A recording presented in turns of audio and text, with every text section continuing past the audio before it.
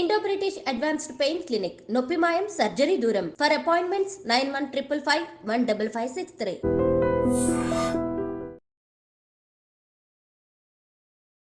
Namaste, welcome to iDream Inside Politics with Kavita.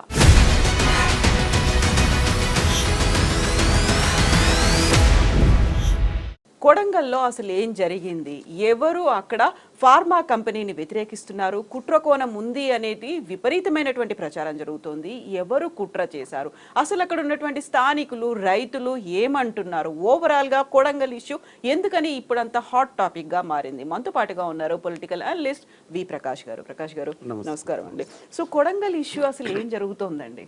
వాస్తవంగా ఈ ఫార్మాకు సంబంధించి కొంచెం మనం బ్యాక్గ్రౌండ్లోకి వెళ్ళాలి. ఎక్కడ ఫార్మా కంపెనీస్ ఉంటాయో అక్కడ విపరీతమైన పొల్యూషన్ ఉంటుంది. మనము లాస్ట్ 40 yearsలో అభివృద్ధి పేరుతో హైదరాబాద్ చుట్టూ జరిగిందంతా విధ్వంసం అని ఎందుకు చెప్పామంటే, ఒక పర్టికులర్ ఏరియా కాకుండా సిటీ చుట్టూ ఫార్మా కంపెనీస్ పెట్టించారు.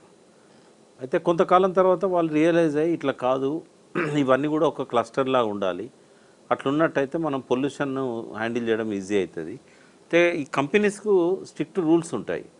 ఈ ఎఫ్లూయెంట్ ట్రీట్మెంట్ ప్లాంట్ ఉండాలి, తర్వాత సీవేజ్ ట్రీట్మెంట్ ప్లాంట్ ఉండాలి. ఇది ఏదైతే వ్యర్థాలు ఉన్నాయో, ఇప్పుడు రామ్కి వాళ్ళు కాంట్రాక్ట్ తీసుకొని ఎట్లయితే జవహర్ నగర్ దగ్గర డంప్ చేయడము, వేరే ఈ అంటే ఎఫ్లూయెంట్స్ ఏవైతే హజార్డస్ కెమికల్స్ ఉంటాయో వాటి కాంట్రాక్ట్ కూడా వాళ్ళకే వచ్చింది. అదేంటంటే వాళ్ళు మరి సముద్రం దగ్గరలో భూమిలో పెట్టాలని ఇట్లాంటి కొన్ని కండిషన్స్ ఉన్నాయి. అయితే ఈ ఏవైతే కంపెనీస్ ఉన్నాయో వీళ్ళు ఏం చేస్తారంటే ఈ ఖర్చు తప్పించుకోవడానికి ఫస్ట్ ఏంటంటే ఎస్టీపీలను ఆపరేట్ చేయరు.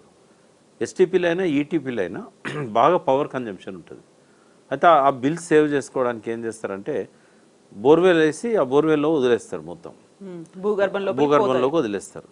చౌటుప్పలు ఈ చుట్టుపక్కలంతా అక్కడ దివీస్ అని ఇంకా కొన్ని కంపెనీస్ ఉన్నాయి కదా, అవన్నీ కూడా ఏంటంటే భూమిలోకి వదలడం వల్ల పక్కనున్న నదులలో కలిసి, అంటే భూగర్భ నదులు కూడా ఉంటాయి, పైన ఎట్లా స్ట్రీమ్స్ ఉంటాయో అండర్ గ్రౌండ్లో కూడా స్ట్రీమ్స్ ఉంటాయి. ఈ స్ట్రీమ్స్లలో కలిసి ఈ మంచినీటి వనరులలోకి వెళ్ళిపోతాయి. అవి వాళ్ళు ఏమనుకుంటారంటే ఎక్కడ భూమిలో లోపల పోతాయి కదా అనుకుంటారు. ఇప్పుడు ఉదాహరణకు మనకు హైట్ మీద మనం ఈ మహబూబ్ నగర్ చుట్టుపక్కల ఏరియాలలో ఈ పని చేసామనుకోండి, అక్కడ ఏంటంటే 900 feet 1000 feet పైన ల్యాండ్ ఉంటుంది, ఇంకా 1400 feet కూడా ఉంటుంది కొందూరుకు లాంటి ఏరియాలలో. ఇప్పుడు కొడంగల్ కూడా చాలా హైట్ మీద ఉన్నది. ఆ ఏరియాలలో భూగర్భంలోకి వదిలినట్టయితే అవి ఒక 100 feet కింద అది జలంలాగా సర్ఫేస్ వాటర్లోకి వస్తాయి, అంటే చెరువుల్లోకి ఊటలు వస్తాయి కదా, అంటే పైన స్టోర్ అయిన భూగర్భంలో కింద ఊటలుగా మారుతాయి. అంటే దాని అర్థం ఏంటంటే ఈ పొల్యూషన్ ఒక్క దగ్గర భూమిలో పోయి అక్కడ ఆగదు, ఈ స్ప్రెడ్ అయ్యి మొత్తము జలాశయాలన్నీ నింపేస్తుంది. ఆ చుట్టుపక్కల బావులలో పోతుంది, బోర్లలో పోతుంది, చెరువుల్లో పోతుంది, వాటితో పండించిన పంటలలో పోతుంది, తినే ఆహారంలోకి పోతుంది. మీరు ఫార్మా కంపెనీ ఎక్కడ పెట్టండి, కొడంగల్నే కాదు, అది గజ్వల్లో పెట్టండి, హరీష్ రావు సిద్దిపేటలో పెట్టండి, ప్రజలు వ్యతిరేకిస్తారు. అందుకే కేసీఆర్ను కేటీఆర్ గారు వాళ్ళ గవర్నమెంట్ ఉన్నప్పుడు మెటిక్యులస్గా ప్లాన్ చేశారు. ఏమన్నారంటే ఈ పొల్యూషన్ వెదజల్లే కెమికల్ కంపెనీస్ కానీ ఫార్మా కంపెనీస్ కానీ ఒక్క దగ్గరే ఉండాలని చెప్పి 20,000 ఎకరాలు సేకరించాలని లక్ష్యం పెట్టుకొని ముచ్చెర్ల దగ్గర దానికి ఒక క్లస్టర్ ఏర్పాటు చేశారు. అక్కడ ఏర్పాటు చేయడానికి కారణం ఏంటంటే ఎక్కువ రాక్ ఏరియాస్ ఉన్నాయి, రాచకొండ గుట్టలు ఉన్నాయి, అది పెద్ద వ్యవసాయానికి పనికిరాని భూములు ఎక్కువ ఉన్నాయి, గవర్నమెంట్ ల్యాండ్స్ కూడా ఎక్కువ ఉన్నాయి ఆడ. అంటే దాదాపు 20,000 ఎకరాల్లో 12,000 ఎకరాలు భూసేకరణ జరిగింది. మీకు తెలుసు అప్పుడు కూడా అక్కడ లంబాడీస్ అక్కడ ఉన్న వాళ్ళు ఎదురు తిరిగారు, ఇట్లాంటి ఘర్షణలు అక్కడ కూడా జరిగినాయి. అయినా కూడా వీళ్ళు ఏం చెప్పారంటే కంపెనీల దయాదాక్షిణ్యాలకు వదిలిపెట్టాం, మొత్తం గవర్నమెంటే టేకప్ చేస్తుంది. ఈ పొల్యూషన్ అంతా వాళ్ళ దగ్గర ఛార్జెస్ కలెక్ట్ చేసి పొల్యూషన్ అంతా హ్యాండిల్ చేసేది గవర్నమెంటే, 24 గంటలు ప్లాంట్ నడుస్తూనే ఉంటుంది అని చెప్పి ఒక అష్యూరెన్స్ ఇచ్చారు. అది కొంచెం బెటర్, ఎందుకంటే వాళ్ళు డబ్బులు సేవ్ అవుతాయి అని చెప్పి ఆపరేట్ చేయకుండా ఇష్టం వచ్చిన దిక్కు పంపిస్తారు. మూసి కాలుష్యం కావడానికి ప్రధాన కారణం ఏంటంటే ఈ రాత్రిపూట 1 గంటకు 2 గంటలకు ఈ ట్రక్కులలో తీసుకుపోయి వ్యర్థ జలాలు వ్యర్థ పదార్థాలు నేరుగా మూసిలకు మరిస్తారు. కొన్ని ఏరియాస్ ఉన్నాయి, ఇప్పుడు పోచంపల్లి ఆ కింద జూలూరు ఆ ఏరియాలో మూసి మీద కల్వర్ట్స్ ఉన్నాయి. ఆ కల్వర్ట్స్ దగ్గర ఏముండదు, వట్టి రాళ్ళు పాతి ఉంటాయి. అక్కడ ఫ్లో ఉంటుంది.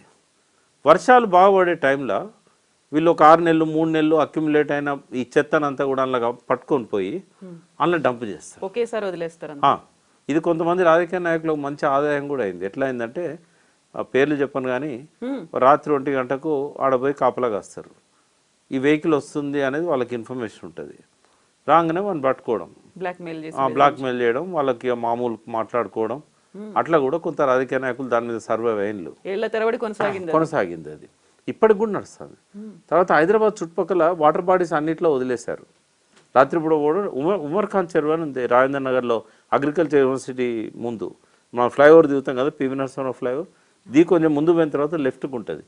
నేను 1978 నుంచి ఇప్పటి వరకు చూస్తున్నా ఆ ఏరియా పోగానే ఒక 2-3 కిలోమీటర్ల దూరం నుంచి ముక్కు మూసుకోవాల్సి వస్తుంది. అంత భయంకరంగా ఉంటుంది కెమికల్. కాటేదాన్ ఇండస్ట్రియల్ ఏరియాలో ఉన్న ఫార్మా కంపెనీస్, ఈ కెమికల్ కంపెనీస్ అందులో తీసుకుపోయి డంప్ చేస్తాయి. అంటే మొత్తం హైదరాబాద్ చుట్టుపక్కల మొత్తం ప్రాంతం అంతా భూగర్భ జలాలు మొత్తం కలుషితం అయిపోయినాయి. ఇప్పుడు రూరల్ ఏరియాలను కలుషితం చేయడానికి రేవంత్ రెడ్డి గారు ఇమ్మెచ్యూరిటీతో, ఒక అపరిపక్వతతో ప్లాన్ చేస్తున్నాడు. ఆయన ఏమంటాడంటే ఒక్క దగ్గర ఎందుకు కేంద్రీకృతం కావాలి, ఫార్మా విలేజెస్ కావాలి అంటాడు. ఫస్ట్ ఏంటంటే ఆయన వెనకాల ఉన్న కుట్ర కోణం అని ఆయన అంటుండు కదా, ఇది స్వార్థ కోణం. స్వార్థ కోణం ఏంటంటే కేసీఆర్ గారు పరిపాలన మొదలుపెట్టినప్పుడు అక్కడ చాలా తక్కువ ధరకు 2 లక్షలకు ఎకరము, ₹1,00,000 ఎకరము ఈ ముచ్చెర్ల సరౌండింగ్లో ఆ రాచకొండ గుట్టలు, రాళ్ళు, పనికిరాని రాళ్ళు, అవన్నీ కూడా ఏంటంటే 1000 ఎకరాలు చాలా నామినల్ కాస్ట్కి వచ్చేది. భూసేకరణ చేయడం వల్ల మనకు తక్కువ ధరకు దొరుకుతాయి అనేది ఒకటి ఉండే, గవర్నమెంట్ వాల్యూ చాలా తక్కువ ధరకు. రెండవది ఏంటంటే అప్పటికి ఇంకా సిటీ ఇంత ఎక్స్పాండ్ కాలే, లాస్ట్ 10 ఇయర్స్లో బాగా ఎక్స్పాండ్ అయింది. ఇది బిగినింగ్ కదా, 2014-15లో ప్లాన్ చేసింది. అయితే అది సిటీ బయట అవుతుంది, రాళ్ళు రప్పలిన భూమే కదా, పొల్యూషన్ మనం హ్యాండిల్ చేసినట్టయితే చుట్టుపక్కల ఊళ్ళలో ఎక్కడ స్ప్రెడ్ కాదు అనేది ఆయనకున్న ఆలోచన. ఈయన ఏం చేశాడు, ఈయన 2024లో అధికారంలోకి వచ్చేసరికి అదంతా కూడా సిటీకి అడ్జసెంట్ అయిపోయింది. ₹1,00,00,000 కంటే తక్కువ ఎక్కడ ల్యాండ్ లేదు. స్వార్థ కోణం ఏంటంటే దీన్ని ఒక 4th సిటీగాను ఇంకొక అడిషనల్ సిటీగాను డిక్లేర్ చేయడం వల్ల, సైబరాబాద్తో కలిపి ఇది మూడు సిటీలు అయింది, ట్రై సిటీ. 4th సిటీగా చేయడం వల్ల రియల్ ఎస్టేట్కు భూమి వస్తుంది, ఆడేమన్నా మరి అగ్రిమెంట్లు చేసుకొని ఉంటే వాళ్ళు ఉండొచ్చు కొంతమంది అని దాన్ని డిక్లేర్ చేశారు ఆయన. అక్కడున్న ఫార్మా కంపెనీస్ అన్నిటినీ స్కాటర్ చేద్దాం అన్ని ఏరియాస్కి అని చెప్పి అదొక రాంగ్ డిసిషన్ అది. ఎందుకంటే ఏ కంపెనీ కూడా పొల్యూషన్ను వాళ్ళకున్న పారామీటర్స్ వరకు వాళ్ళు హ్యాండిల్ చేయలేరు. ఇది ప్రజలకు తెలుసు, ఎందుకంటే వ్యవసాయం పోయింది ఆ ఊర్లల్లో. తల్లి పాలల్లో కూడా ఈ కెమికల్ అనేది రావడం అనేది, నేను దీని మీదనే నా యాక్టివిటీ స్టార్ట్ అయింది తెలంగాణ ఉద్యమంలో. అయితే 1997 ఆ టైంలో నాట్కో చుట్టుపక్కల ఉన్న అన్ని గ్రామాలలో కూడా వీళ్ళు అక్కడ లోపల ఒక స్టోరేజ్ ఉంటుంది, ఈ కాలుష్యాన్ని అంతా అలా స్టోరేజ్లో ఎఫ్లెంట్ ట్రీట్మెంట్ చేయకుండా వదిలేయడము, అవన్నీ కూడా ఊర్లలో ఉన్న బావులలో, ఆ చుట్టుపక్కల డౌన్ స్ట్రీమ్లో ఉన్న వాటిలలో వాటర్ బాడీస్లలో మొత్తం పోయి పశువులు కూడా చచ్చిపోవడము, తర్వాత మనుషులకు చర్మ వ్యాధులు. తల్లి పాలల్లో కూడా మేము అప్పుడు టెస్ట్ చేయిస్తే ఈ కెమికల్ వచ్చింది, చిన్న పాప తాగే తల్లి పాలల్లో. వెంటనే మేము కలెక్టర్ కంప్లైంట్ ఇచ్చాము, కలెక్టర్ దాని మీద సీరియస్ అయ్యో కమిటీ వేశాడు, లాస్ట్కు కంపెన్సేషన్ ఇవ్వాల్సి వచ్చింది కొంత. అయితే ఆ టైంలో నాట్కో వాళ్ళు లీజ్కి ఇచ్చారు, అది వాస్తవంగా వాళ్ళు చాలా ఎథికల్గా ఉంటారు. సో ఎప్పుడైతే ఇది జరిగిందో లీజ్ క్యాన్సిల్ చేసేసి వాళ్ళు అప్పుడు తీసుకున్న మెజర్స్ ఏవైతున్నాయో ఈ రోజు వరకు కూడా మీరు పొల్యూషన్ కంట్రోల్ బోర్డులు ఎవరినైనా అడగండి, best of the best pollution handle చేసే కంపెనీ ఏంటంటే నాట్కో అని చెప్తారు ఇప్పటికీ.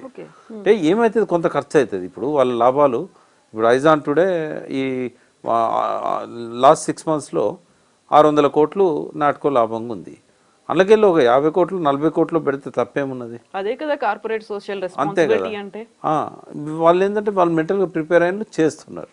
CSR 2%, కానీ వీళ్ళు చాలా ఎక్కువ చేస్తారు. ఎక్కడ స్కూల్ కావాలన్నా, ఎక్కడ హాస్పిటల్ కావాలన్నా ఎవరు అడిగినా ఇస్తుంటారు. ఆ దయాగుణము, ఆ రెస్పాన్సిబిలిటీ అనేది ఈ కార్పొరేట్లో లేకుండా పోయింది. అంటే వాళ్ళు ప్రకృతిని కలుషితం చేస్తారు, ప్రజల ఆరోగ్యం పట్టించుకోరు. ఇవన్నీ కూడా ఈ ఫార్మా కంపెనీస్ వల్ల బాగా ప్రచారమైంది. హైదరాబాద్ చుట్టుపక్కల చాలా అనారోగ్యం ప్రజలలో రావడానికి జిడిమెట్ల, ఈ పాషమైలారం, ఈ చుట్టుపక్కల అంతా కూడా అయితే ఇప్పుడు వాళ్ళకి తెలుస్తుంది కదా ఇవాళ రేపు టీవీలు, తర్వాత చెరువుల్లో చేపలను చచ్చిపోయి పైకి తేలడము, వాటిని క్లోజ్ చేయడం ఆ ఇండస్ట్రీస్ని. కేసీఆర్ గవర్నమెంట్ ఉన్నప్పుడు ఇటు వెస్ట్ సైడ్ జీడిమెట్ల, ఈ పటాన్ చెరువు సైడు చాలా ఇండస్ట్రీస్ని క్లోజ్ చేశారు. పటాన్ చెరువులను అయితే దాదాపు 30 ఏళ్ళ కిందనే వోల్టాస్ ఎరువులు తయారు చేసే కంపెనీ ఆ నక్కవాగులోకి ఆ కాలుష్యాన్ని వదిలితే అది మంజీరాలో పోతే మొత్తం నది పొడుగుతా ఇప్పటికి కూడా ఆ నీళ్ళతో పంటలు పండించుకుంటే తినలేం మనం. ఆ బియ్యం అంతా అన్నం ఉడికేటప్పుడు పచ్చగా అయిపోతుంది. అందరికి జబ్బులే. ఈ రోజు వరకు కూడా క్యాన్సర్లు, రకరకాల చర్మ వ్యాధులు, అబార్షన్స్ అయితే 30 ఏళ్ళ కింద మూతపడ్డ కంపెనీ అది. కానీ దాని ఎఫెక్ట్ మాత్రం ఇంకా ఉన్నది. అయితే ఇవన్నీ తెలుసు కాబట్టి ప్రజలు ఎక్కడ ఫార్మా కంపెనీ పెట్టినా వ్యతిరేకిస్తారు. ఇంకా నువ్వు వాటర్ బాడీస్ కోసము స్థల సేకరణ అంటే అంత వ్యతిరేకత రాదు. ఏదో కొద్దిగా కంపెన్సేషన్ ఎక్కువ డిమాండ్ చేస్తారు. కొంతమంది ఆ మమకారంతో పోమా అని అంటారు, అక్కడ గొడవ చేస్తారు. బట్ ఫార్మాది వ్యతిరేకించడంలో ఒక అర్థం ఉంది. ఇదివరకు ఇట్లా జరిగింది కాబట్టి మా ఆరోగ్యాలు ఖరాబ్ అవుతాయి, చుట్టుపక్కల ఆరోగ్యాలు ఖరాబ్ అవుతాయి. వాళ్ళు ఎక్కడ పోతారు ఇప్పుడు? అక్కడ డబ్బులు తీసుకొని పక్కకే పోతారు వాళ్ళు. వాళ్ళు ఇంకా 100 కిలోమీటర్లు అయితే పోరు కదా, పరిసరాల్లోనే మళ్ళీ ఉంటారు వాళ్ళు, వాళ్ళ పొలాలు ఉంటాయి. అయితే ఇటువంటి కారణాల వల్ల జరిగిందే తప్ప కొడంగల్ది. దాని వెనకాల డిగ్ చేసి పొలిటీషియన్స్ ఉన్నారు, ఒక కాన్స్పిరసీ ఉంది, ఏదో పార్టీ ఉంది, ఆ పార్టీ కార్యకర్త ఉన్నాడు, ఇట్లా చెప్పడం అనేది కరెక్ట్ కాదు. కావాలని చెప్పి దాన్ని ఇంకో పార్టీ మీద తోసేయడానికి అదొక బహానా. కొడంగల్ సీఎం కాన్స్టిట్యున్సీ కాబట్టి ఆయన జీర్ణించుకోలేకపోతున్నాడు. ఒక ఆఫీసర్ను కొడుతున్నట్టుగా విజువల్స్ అన్నీ ప్రచారమైనాయి. కలెక్టర్ను కొట్టకపోయినా అక్కడ పోయిన స్పెషల్ ఆఫీసర్ను షర్ట్ జింపేయడము, ఇవన్నీ పెద్ద పెద్ద ఫోటోలు వచ్చినాయి.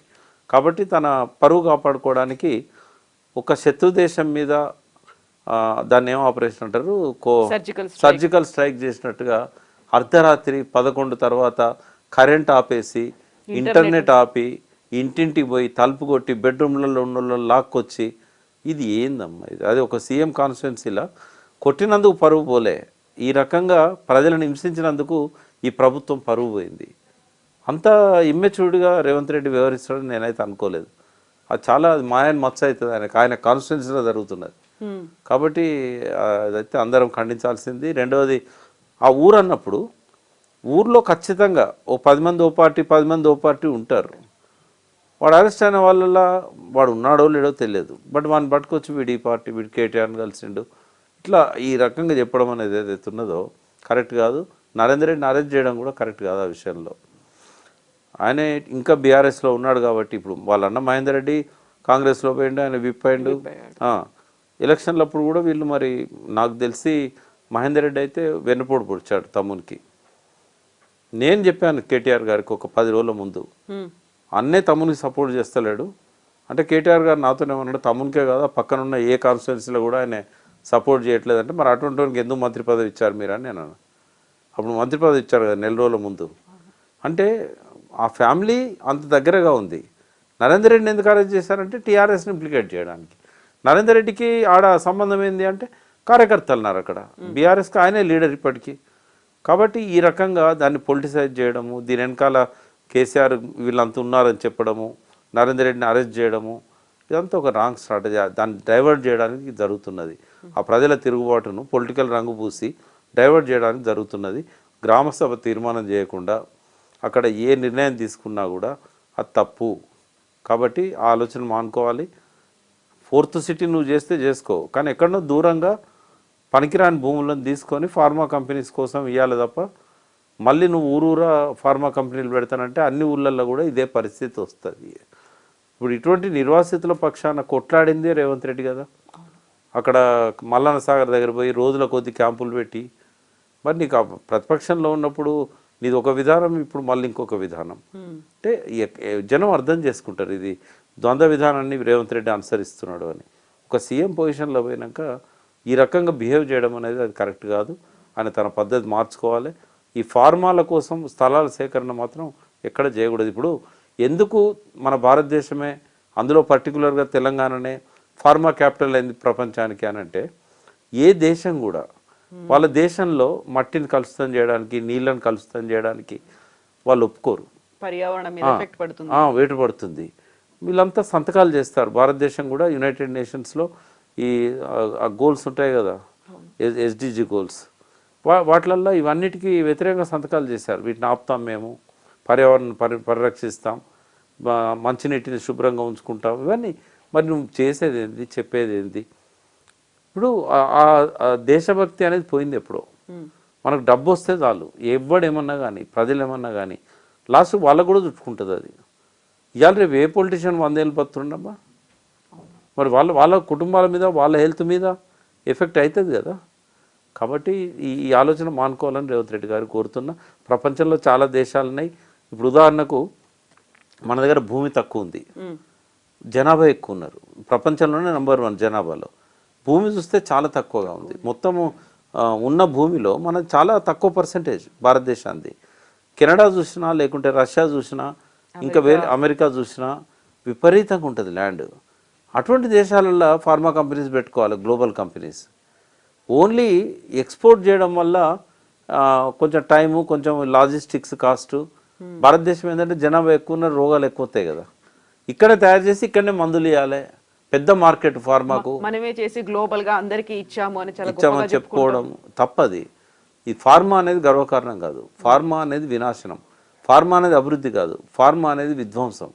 కాబట్టి ఫార్మా కంపెనీసే ఒకవేళ గవర్నమెంట్ ఒక దగ్గర పెట్టి మేము హ్యాండిల్ చేస్తామన్నా కూడా సాధ్యం కాదు. ఎందుకంటే ప్రభుత్వం తరఫున నిర్వహిస్తున్న ఏ సంస్థ కూడా చిత్తశుద్ధితో చేయడం లేదు. ఉదాహరణ మూసీ మీద ట్రీట్మెంట్ ప్లాంట్స్ ఉన్నాయి, ఎక్కడ నడుస్తున్నాయి? జిహెచ్ఎంసీ వాళ్ళు పర్మిషన్ ఇవ్వడానికి కండిషన్ ఏం పెడతారంటే, గేటెడ్ కమ్యూనిటీస్ కానీ అపార్ట్మెంట్స్ కానీ మీరు ఎస్టీపీలు మీరే పెట్టుకోవాలంటారు. ఎస్టీపీ పెట్టి ఆ స్లడ్జ్ అంతా తీసుకుపోయి పక్కనున్న చెరువులో పోస్తారు. ఏ ప్రభుత్వ వ్యవస్థ సక్రమంగా పనిచేస్తుంది? ఎవరు మానిటర్ చేస్తారు? అందుకే ఈ ఫార్మాసే మనకు అవసరం లేదు. ఇప్పటికే చాలా విధ్వంసమైన తెలంగాణ. ఈ ఫార్మా వాటితో ఇంకా విధ్వంసం చేయకూడదు. కేసీఆర్ కూడా ఎక్కడ కేకువాక్ కాలే. ఇప్పటికీ ఆయన దిగిపోయేదాకా కూడా ఆ గ్రామాలలో ప్రజలు వ్యతిరేకించారు. చూడండి, హైదరాబాద్ మొత్తము టీఆర్ఎస్ వచ్చింది, ఆ కాన్స్టిట్యున్సీలో మాత్రం కాంగ్రెస్ వచ్చింది. మల్లెడ్డి రంగారెడ్డి కాన్స్టిట్యున్సీలో కొన్ని గ్రామాలు వస్తాయి అవి. అంటే నీ ప్రజల వ్యతిరేకత కేసీఆర్ దిగిపోయేదాకా ఉందాడ. ఫార్మాసిటీకి వ్యతిరేకంగా చాలా కోర్టు కేసులు అయినాయి, చాలామంది ప్రతిఘటన చేశారు, ఎన్నో రోజులు ధర్నాలు చేశారు, అరెస్టులు అయినాయి. మరి ఒక్క రేవంత్ రెడ్డికే ప్రతిఘటన రాలే కదా. అప్పుడు ఏమన్నా కాంగ్రెస్ను బ్లేమ్ చేసిండా కేసీఆర్? కాబట్టి ఇది రాజకీయాలకు అతీతంగా చర్చించాల్సిన అంశం తప్ప టీఆర్ఎస్ను బ్లేమ్ చేయడం, నరేందర్ రెడ్డిని అరెస్ట్ చేయడం, ఇదో ముద్ర వేయడం కరెక్ట్ కాదు. రేవంత్ రెడ్డి తన పాలసీనే మార్చుకోవాలి. 4th సిటీ పెట్టి బాగుంది, కానీ ఫార్మసిటీ వద్దు. వెరీ ఫస్ట్ టైం, ఇప్పటిదాకా ఎప్పుడు జరగలేదు అలా కలెక్టర్ మీద దాడి జరగడం అనేది. అందులో కూడా వీళ్ళు కుట్రకోణం ఉంది, కావాలనే దాడి చేశారు, లేకుంటే అక్కడ నుంచి తీసుకెళ్లి ఇంకో చోట దారి మరల్చి దాడి చేశారు, ఇలాంటివి అవుతున్నాయి తప్ప అక్కడ ప్రజల్లో వ్యతిరేకత వచ్చింది. వాళ్ళు గత కొంతకాలంగా దీన్ని వ్యతిరేకిస్తున్నారు. ఎన్యూమరేటర్లు వచ్చినప్పుడు కానీ, కలెక్టర్ వచ్చినప్పుడు కానీ అనే మాటను ఎందుకని పట్టించుకోవట్లేదు ఇప్పటిదాకా అసలు? అంటే వాస్తవంగా ప్రజల్లో ఒక్కదాని మీదనే వ్యతిరేకత రాదమ్మా, లోపల బాగా పేరుకపోతా ఉంది వ్యతిరేకత అనేది. ఇప్పుడు మీరు చూడండి, వాళ్ళంతా రైతులే కదా, చాలామంది భూములు ఉన్నాయి కదా, భూములు ఉన్న వాళ్ళే వ్యతిరేకిస్తున్నారు కదా. రేవంత్ రెడ్డి ఖరీఫ్లో రైతు బంధు ఇవ్వలేదు, అంతకుముందు రబీది ఖరీఫ్లో ఇచ్చాడు. ఆయన అధికారంలోకి వచ్చినాక ఇవ్వాల్సిన రైతు బంధు ఖరీఫ్లో ఇచ్చాడు. ఖరీఫ్లో ఇవ్వాల్సింది కనీసం రబీలు నన్ను ఇవ్వలేదు.